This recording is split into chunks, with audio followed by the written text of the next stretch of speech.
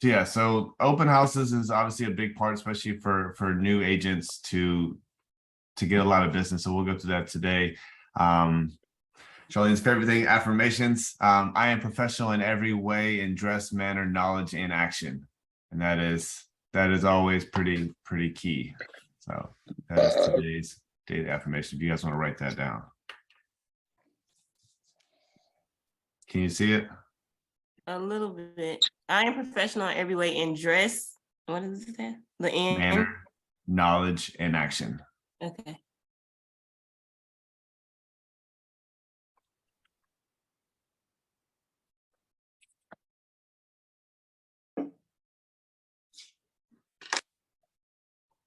Okay. And we'll go back to this. So the purpose of open houses. So what are some purposes of open houses? To get leads. To get leads. All right. Definitely the biggest one, right? That's another obvious one is to sell that particular house, right? Yeah. Right. What are some other things? Besides to sell the house and to get leads. Mm-hmm. Tony, what's another reason why you're holding open houses? I mean, obviously you want leads, and that house particularly wants to sell. To get experience. Experience is definitely a big one. And content. Content and exposure. I mean, right? So content and exposure are kind of one and the same, right? So open houses is, a lot of times when you're newer, that the listing isn't yours, right? So you're doing a listing for someone else who has it, right? So obviously you want that house to sell for your fellow agent. You want to get leads, but if nothing else, you want that content and you want that exposure, right? So a couple of days before, you're setting up, you're helping to put signs out. The night before, you're doing a walkthrough, and then the day of, obviously you're recording everything, right? You're getting content, and getting that exposure, and you're sharing that on your social media. Your social media doesn't know that's not your listing, right? They just know that you're holding an open house and you're inviting people out to it. So yeah, so leads, selling that house, exposure, experience. There's another reason I do open houses. It's to get offers before the open house, right? It's to push people. If I've got a listing that goes, I often put my listings live Wednesday or Thursday to give it time to ramp up before Friday. And if I have an open house scheduled for Saturday, a lot of times those showings Thursday and Friday, they feel more pressure to put in an offer because they know there's gonna be an open house on Saturday, and there's a good chance they might get a couple offers, right? So I use those leverage a lot because honestly, if I'm the one doing the open house, I kind of hope it gets canceled, right? I'd rather be going to the pool with my son. But yeah, I use open houses as leverage to get offers accepted, right? Like, hey, bring your strongest offer. If it's something they really, really like, they're willing to cancel the open house if they like your offer, right? So how strong is that for somebody, right? So there's a lot of different ways to do open houses. Obviously, and for you guys, as you well know, there's gonna be times that you guys set up for an open house and it does get canceled. So sorry for that in advance if that happens. But that is why they typically happen like that.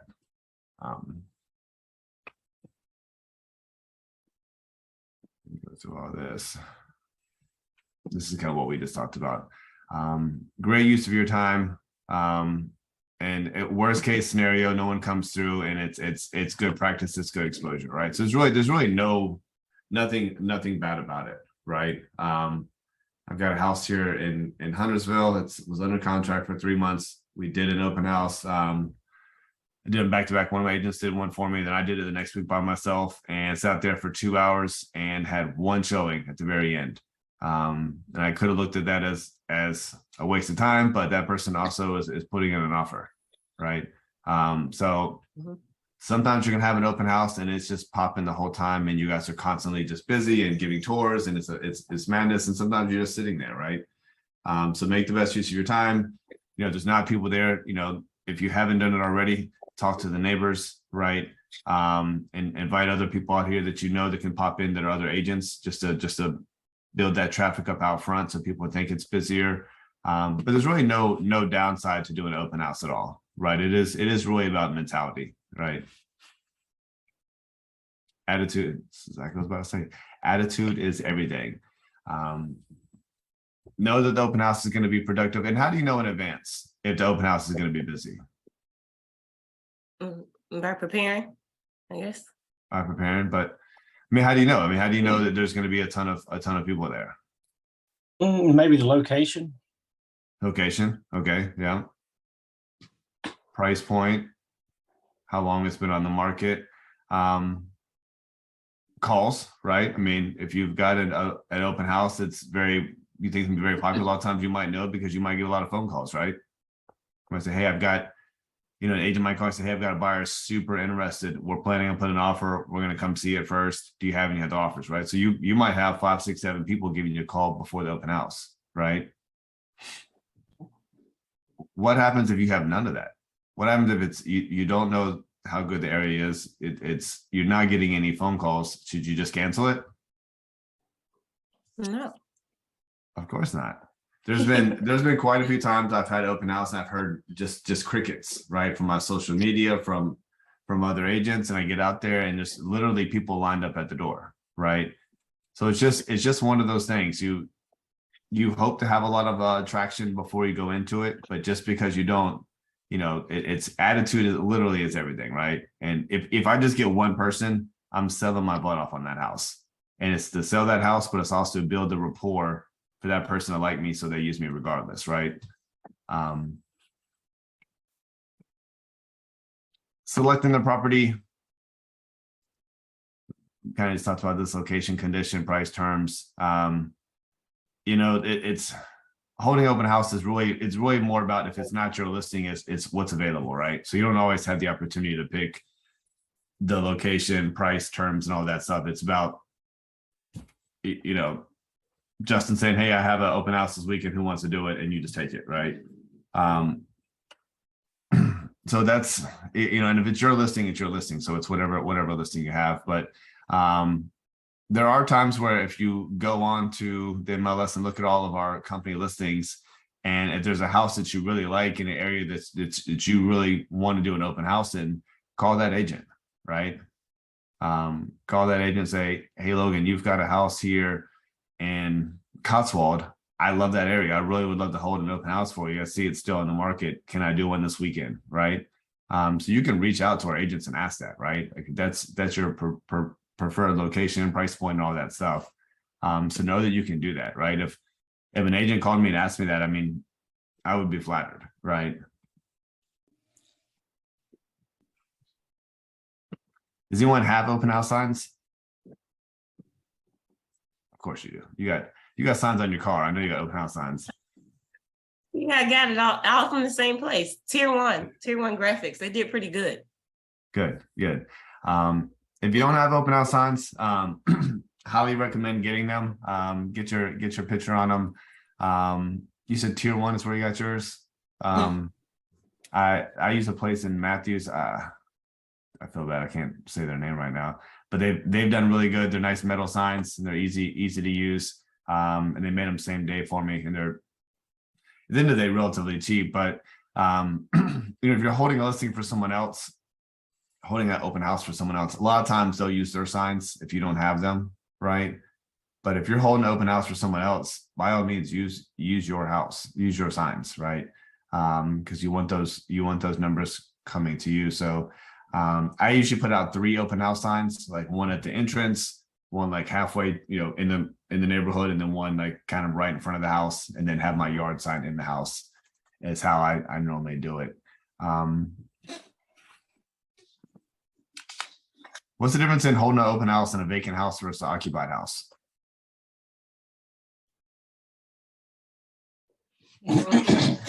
Guessing in the occupied house, they don't want those open house signs there the whole time. Well, maybe, yeah. What is the question? What are some benefits about an occupied house? The furniture and stuff will still be in it. Right. So there's stuff in there, right? What are some negatives about an occupied house?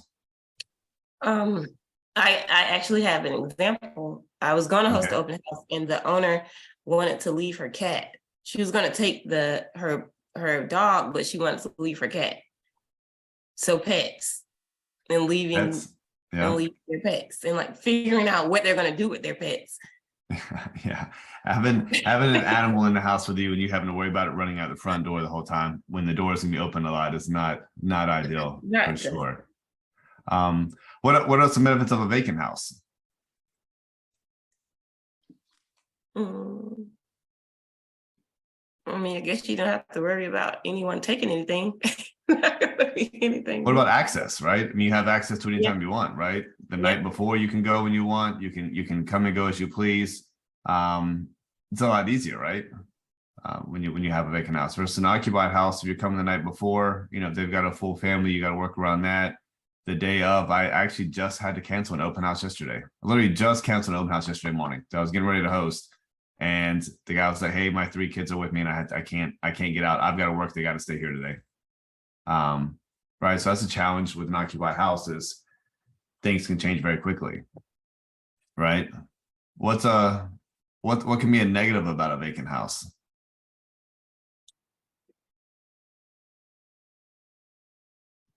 Come on. I don't know. What's the negative? So there's no furniture, right? So Yeah. I like an empty house. I don't mind that at all. But some people like to have stuff, right? So it's also nowhere for you to sit, right? What about a vacant house that's been sitting there? It can be stagnant. It can be really hot in there. It can be really cold in there, depending on when the last time it's been there, right? If I'm holding an open house at a vacant house, I'm usually there a couple of days early, cracking windows, you know, making sure the AC is actually on and running and working. What about the power, right? There's times where agents go to hold an open house and don't think that the power's not even on, right? And they get out there and, you know, you're in a nasty stagnant house with no heat. Do you think that's going to go well, right? So there's different challenges to that. So there's pros and cons of both sides, but you know, it's just one of those things you want to put some thought into it previously, like before you go out there, right? Days in advance, you need to know what your plan is. And most open houses, obviously, this says weekends versus weekdays, are on Saturday or Sundays, right? Some of the most successful open houses are on a random Friday afternoon, right? So you can mix it up, right? If you've got a property that's just not selling, not getting a lot of traction, mix up the times and days. I got it in my neighborhood a couple weeks ago. I got a flyer on my door, and it was for an open house. It was tacos and tequila on a Tuesday.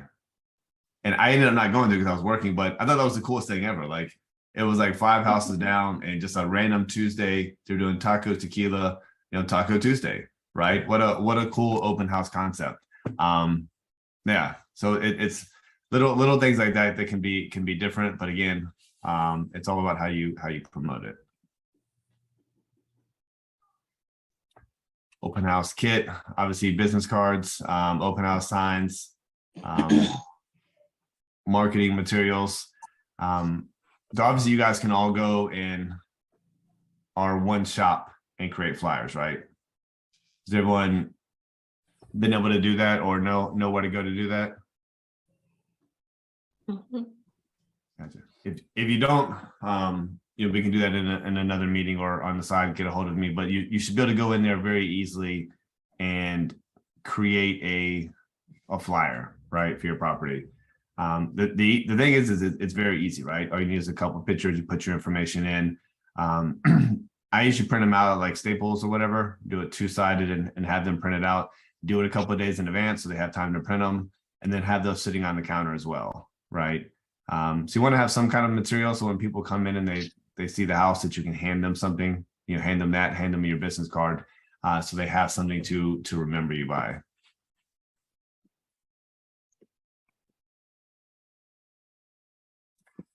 Sign up sheets.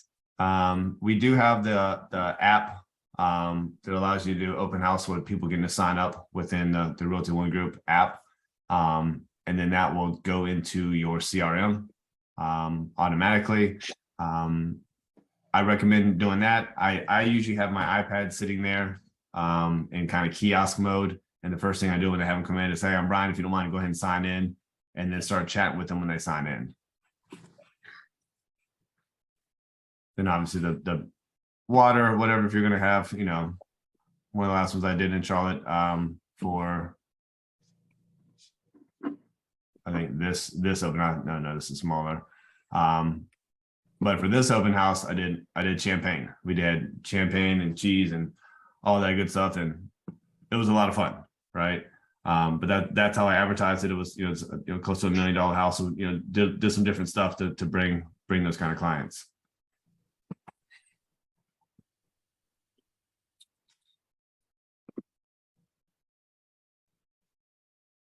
Know the listing, obviously, for an open house. That sounds silly, but I've had people hold my open houses, and the first person comes in and says, well, how many bedrooms is this? Right? If you don't know like the basic stuff, like you need to know like what year is it? Is it on septic? Like what, is there a community pool? Like know all the stuff about the house before you get out there. And if you don't know, if it's not on the MLS because it's not your listing, ask the agent. So, hey, can you give me a personal tour of this house and give me some information? Why are they selling? Right? Like just get all the background stuff that you probably wouldn't know because you didn't meet with the sellers.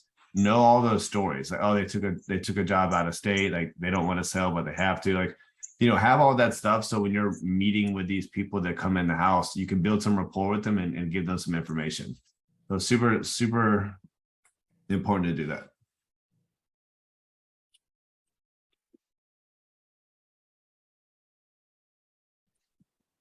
I think this is really good. The knocking on neighbors' doors, right? So usually if I'm going out like on Friday afternoon for a Saturday open house, usually I'll pop on the neighbors, 2 or 3 houses in each direction and across the street and say, hey, look, my name is Brian. Just a heads up, there might be some traffic tomorrow for an open house. I'm gonna bug you, just want to give you a heads up. And just kind of leave it at that, right? And then they'll be like, maybe they have some friends. Actually, I've got a friend that's been wanting to move in here. We might come by too, right? So I'm not really asking them to, hey, come over. I'm not asking them if they're interested in buying or selling. I'm just saying, hey, heads up, there might be some traffic next door. I just want to give you a heads up what's going on, right? And it's such a good way to introduce yourself and meet them without being like super invasive, right?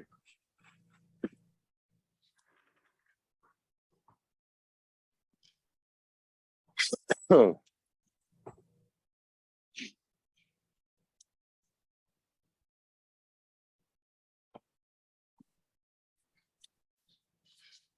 Advertising, obviously you guys should have, again, like we just talked about. Here's an example of another one. I couldn't find any of mine this morning, but I mean, there's a ton of different ways you guys can customize these things to look however you want. But make sure that you're sharing those on your social media, right? Share it on all your social media platforms. I've got my personal Facebook, I've got my business Facebook, my Instagram that I'm putting on all the stories. Man, share as many places as you can because it definitely helps. I mean, you'll be surprised how many times people will come out to your showing just because of social media. And again, you should know all the stuff, but I try to put a lot of the stuff on the flyer as well.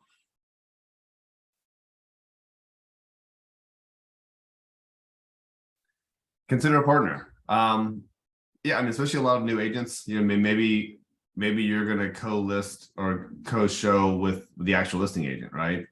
And you guys just find a way to divvy up the leads as they come in. But it never hurts. And if you think it's going to be a really busy open house, like Tony mentioned earlier, if you're going to have an open house that's going to have 20 people, you might want someone else there because you're not going to be able to personally give them a tour. You're going to be missing people, right? So even though you might be giving half your leads away, the people that are there that are interested, you might have to give them short attention to jump to someone else, right? So you might be missing your own leads. So it's definitely worth it to have a second person there, and it's a good look. Arrive early. That is, yeah. I can't tell you how many times someone has 11 o'clock open house and they show up at 11 o'clock, right? It's not. It's. You guys should be putting some work into this. Like this is something that can make you guys tens of thousands of dollars just from one open house. So put some time into it. You have to memorize the lights, but know where they are. Like get all the lights on. Obviously, that this house that I just showed you, ridiculous lights. There's like 50 something light switches in there, and it was impossible to keep up with, right? So try to know some of that the best that you can, so you're not fumbling around while you're there. Know how to turn the fireplace on, know how to turn, open certain doors. Take note card if you need it from another agent.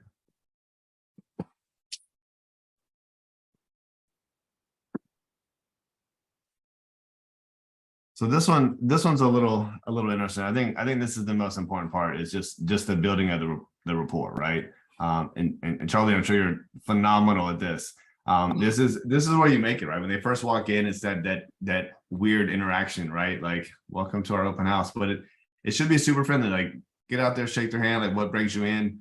What are you looking for? And don't ask them, do you have an agent? Are you looking to buy this house? Like, just, hey, what brings you by? Start chatting with them, have them get to sign in. And then as they're going through the house, just like you would if you're at a listing appointment, start building rapport, right? What are they wearing? Do they have a Charlotte Hornets hat on? Just get to know them, right? Find out some more information about them. So when it gets down to the end, you can find out if they are actually interested in this house, or if they're actually looking at other houses, and say, look, if this isn't your house, if this isn't your style, cool. Let me know if you want to see some other houses. I'll be done with this open house in about an hour. I can get you in it. Any other house that's not an open house, right?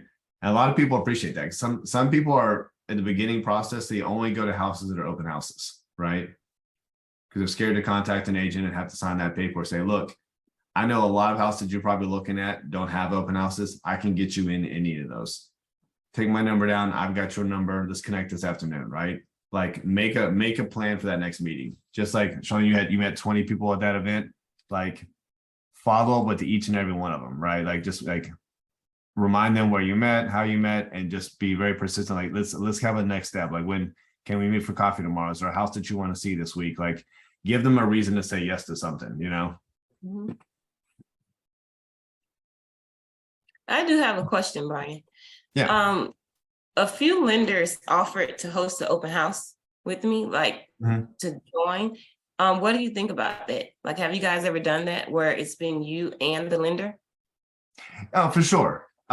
It's really your personal preference, right? If you're brand new, maybe having that lender there will take some pressure off of you and help carry that conversation.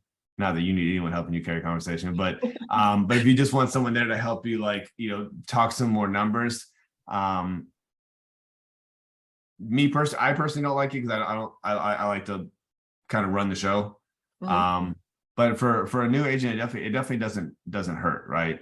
And they might be willing to invest a little bit of money in it as well, and bring some things and food and whatnot. So that's definitely up to you. So it's definitely something you don't feel 1,000%. You don't want another agent there necessarily, but you want to have someone else in support there. Definitely not a bad option. Okay.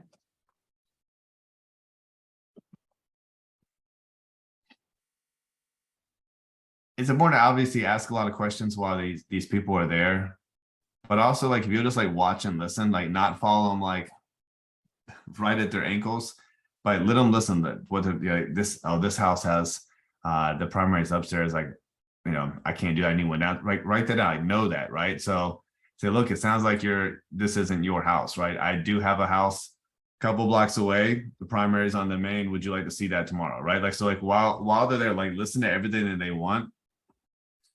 Put notes, and if you can't hit that point while you're there, have those notes, you can email them later, right? So things like that are huge. And then find out, like, are these people owning? Do they rent? Obviously they own, right? The next step is, let me come to your house and take a quick look at yours if you don't already have it listed, right? That's the next step, because they should be listing their house before they put an offer in, right? And then if they're renting, what's your time frame? Like, when's your lease up? Are you in the early stages, 6 to 9 months out, or is your lease running up in the next month or two, and you need to do this now?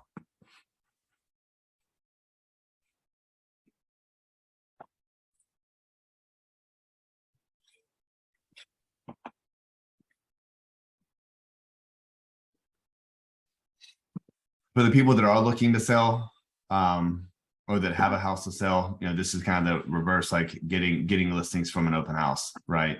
And it really is just about getting in front of their house and taking a look at it, right? People hear CMA and they want to, they can get a little nervous, say, hey, look, let me just come out to your house tomorrow, take a quick look at it. I'll give you a rough estimate what I think it's worth. And at the end of the day, you're just getting in their house, you're building more rapport, and then you're able to ask for their listing. But this is more on the listing side. So we won't go into that a whole lot. Make as many appointments as you can. That is the obvious, the biggest goal is obviously you want that house to sell, but make as many appointments with everyone that you can and ask for those appointments, and don't be scared of it. Did you ask for any appointments yesterday, Charlene?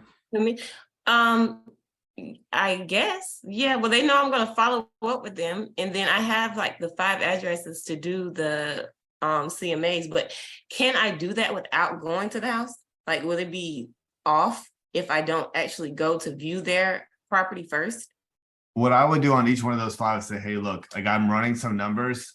I think it would be helpful for me to take a quick look at the inside. Do you mind if I come out tomorrow at 2 o'clock? Right. I would follow up with each one of those because yeah, you can just willy-nilly throw people numbers and maybe those numbers are the same if you once you go out there as well. But at the end of the day, I mean, without seeing the house in person, it's really hard to give an accurate number, right? You know, maybe they've done upgrades that you don't know about, maybe they need repairs that you don't know about. So just say, look, I'm working on that CMA that I told you about. I think it'd be very helpful for me to check it out in person. You know, can I come out tomorrow? And just give a day and give a time and let them say yes or no to that. Okay. Versus you just saying, hey, can I come out one day this week? They're just not going to respond. But if you say, hey, I'm actually going to be in your area tomorrow at 2 o'clock, can I pop in? They're going to give you an answer, right? They're going to say, yes, that actually works, or no, that's what time my kid gets home from school. How about 5, right? So ask for a set day and time and make them give you an answer to that. But that's what I would do, honestly. Okay. The Obviously, you're fun going to thing get is objections. I only did one CMA, so I'll figure it out. Yeah, I mean that should be one of our next rev ups. That might be our next rev up is doing CMAs. We haven't done it already, but if you need help in the meantime, let me know. But you know, again, it's because that's even more important for you to see it in person, right? I mean, than just strictly in MLS. Okay.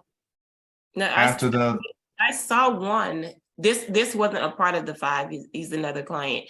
He's actually my son's best friend's dad. So he was like, I want to walk you through the house. I want to show you the renovation. So he showed me he renovated the bathroom. So I wrote the notes, but pray for me on figuring it out. I have to figure it out. So I'm going to do that today too. well, obviously, if you get to that point where like you schedule the in person, like let your mentor know or let me know. I mean, I'll be happy to run the appointment with you. I mean, it's, you know, the listing appointment is huge, right? Like you want to nail it the first time while you're out there and be able to ask for the business while you're there, obviously. So having all your numbers ready is super helpful. And then you can adjust them on the fly when you see the renovations. Okay. Obviously, after the open house, return the home as you found it, turn the lights off, lock all the doors. Again, I mentioned this last week as well, but I understand that a lot of times you guys are on camera, right? The Ring doorbell in the front. Sometimes people have cameras in the living room, so be careful what you say. Just always understand that you may be on camera. But also when it comes to locking doors, a lot of times they'll know that you didn't lock their back door because they didn't get an alert, right? So I've had to drive 45 minutes back to a house before because I didn't lock the door. So make sure that you do that. Know that if your open house is from 11 to 1, at 1:01, your sellers are on the edge of their seat waiting for you to call them. Like they're like waiting for that information.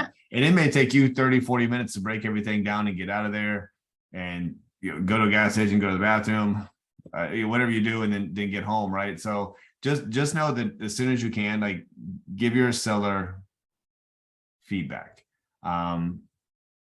positive feedback, right? just, hey, even if they only had two people, right? Look, we had two couples come through.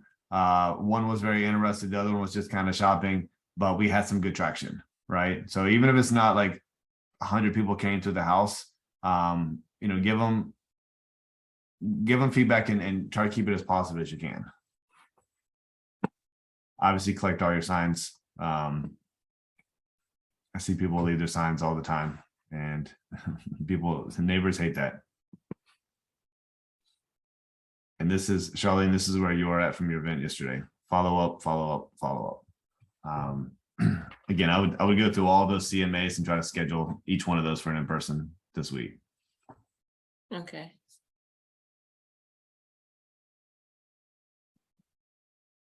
So yeah.